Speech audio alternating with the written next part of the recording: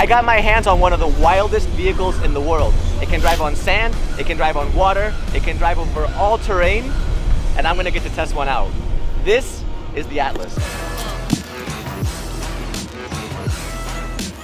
All right, here it is. The first thing you notice are the tires, right? I mean, these things are massive. This right here is 1.65 meters. There's a lot of people that are smaller than that. In the middle, you have this kind of tube, right? This pipe, because what that does is that regulates the amount of air that you put inside of these things.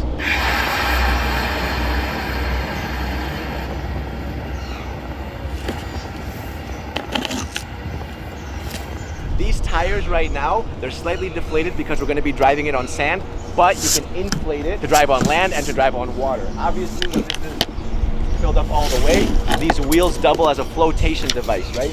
And they have these super thick, you know, kind of paddles. Can you imagine when this is driving on water and this is accelerating? These act like little paddles, you know, to get some momentum going. How? Like this, you know? That's what the wheels do. I think this is a super modern looking all-terrain vehicle because if you look at the lights, they're behind this glass panel. It's a super clean kind of look. They started designing this car in 2019, and so far they've made about 10 units. We got one right here. I love the headlight as well at the top, and what's cool about the front is that you have this kind of, you know, like this angle at the front, just like a boat, you know, because this thing, again, does drive on water. Let's go to the side. This right here is your exhaust pipe, super high up, but it needs to be there. Most of the time, even if you're driving on the ocean, the water will go up to here. So it's important for the exhaust pipe to be above that water level, right? Again, from the side, you can see that ship shape, you know? Ship shape. To keep everything, you know, balanced, floating, right? Let's go to the back. It's actually crazy that, like, this is the flattest back imaginable. I think that when they were designing this, they were thinking like, what should we do to the back? And they just got a knife, cut it down the middle, done, flat. I mean, you don't really need much else, right? And for those of you wondering, this is 2.8 meters tall.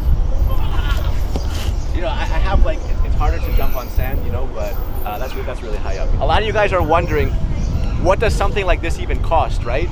I mean, this thing looks expensive, let's get real. You can actually buy one of these for $135,000. That's the starting price.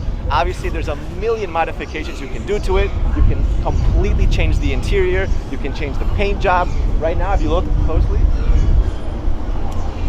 this isn't really even paint job. This is bed liner. But if you want, you can get a normal paint job, maybe put it in neon yellow, just saying. But you can customize this in a million different ways, both on the outside and the inside. That's pretty high up, but luckily you have this. That's how you get up. So, that 1, 2, 3. You know, I asked the people at Atlas, like, you know, who did you design this vehicle for? And they said, you know, for emergency services, you know, for private collectors, for fishermen. I was like, fishermen, you know, if you're a serious dedicated fisherman, you know, you can go onto your lake, keep this door open like that, and the water's maybe around here, just fish, reel them in. Get inside, let's take a look at the inside. All right, JP.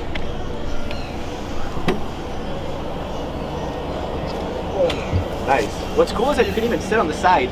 This is cushioned, so this can actually drive up to 12 people. We have 5 passenger seats right now, but you can completely customize the inside. You can put up to 12 seats on the inside as well. And they've even designed the interior in a way that if you wanted to, you could also put a stretcher in here. So you could literally install a stretcher. You see how that's already caved in case you want to use this as an emergency service vehicle.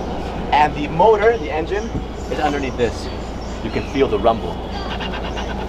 Also, what's cool is that, you know, you have very squishy seats, leather, you know. I give it a pretty high score for comfort. You have this because obviously if you're going around the desert, you might need it. If you want some fresh air, or maybe do a drive-thru at McDonald's, collect your Big Mac, put it in there, okay? That would be sick to actually, you know, do a drive-thru in this thing. Can you imagine? We gotta make a video on that. And the driver's seat is smack dab in the middle of the vehicle. And I have to say that the first thing I noticed when sitting here is how much visibility you have. This windshield is enormous. It's huge. It's like you go left, right, you can see everything, and it's super flat. angled. I love it. These are your side view cameras because obviously there's no side view mirrors anywhere. There's no rear view mirror either. There's nothing, right? Because if you look back, what are you gonna see? Nothing. The steering wheel, pretty simple. Not much going on. That's your speedometer. And here you have a bunch of switches. So you have your cabinet light, your compressor, and your diff locks. You know, rear and front diff locks. Your horn. Let's see what this does. I was imagining like a I was expecting like, and when you listen to it, it's like, it sounds like Mr. Bean's car. But I like it. It's like it's one of those things where it's like it catches you off guard, right? You know, if you're driving down the road and you hear this little sound, beep beep, you know, you think it's like, you're like, what the hell? And you see this thing behind you. One of the main ideas that Atlas tried to bring to life was to make this a very simple thing to drive.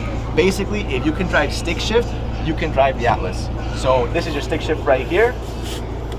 And that's all you need to do. In the past, we've driven cars like the Shaman where there's a million different flips and switches and stuff. This is basically a manual car on steroids, but a lot of steroids, you know, like the unhealthy kind of steroids. You know, when someone's on so much steroids that you start to worry for them, that's the kind of steroids that this car is on. This right here is how you switch between your steering modes. So right now we have front wheel steering. If I flick this down like this, now we unlock the rear axle as well. So now we can do a sharp turn. The Atlas has a smaller turning radius than a normal car. Try to get your head around that because this thing is like 3 times the size of a normal car. Lastly, you can flick this down like that. And now what you've unlocked is crab walk. Everyone loves crab walk mode. I think that's about it. Should we be doing anything else? drive it. Drive it, right? It's time to drive this thing. Yeah, let's do it. Let's do it. This is the Atlas. Watch this.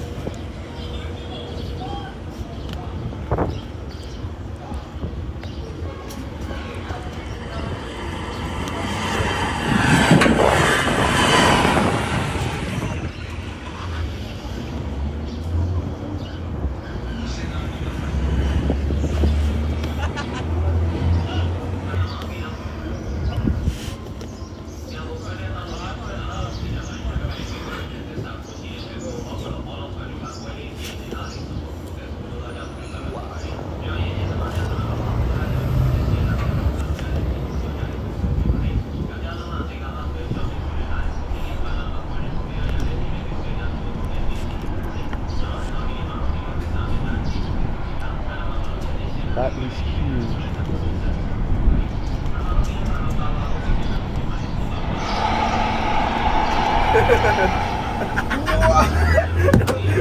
Oh my bro, wow.